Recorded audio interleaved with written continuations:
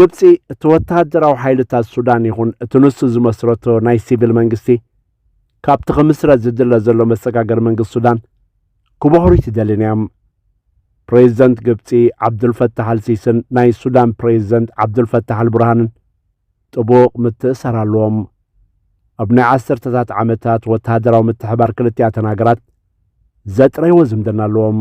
ኣብ ወተሃደራዊ ኣካዳሚ ስልጠና ካይሮ ብሓንሳብ ስልጠና ምውሳዶም ዘተኣሳስሮም ሓላፍነትን ተዘክሮን ኣለዎም። መንጎ ክልቲአተን ሃገራት ዘሎ ወተሃደራዊ ኢንዱስትርያዊ መርበባት እውን የተኣሳስሮም እዩ።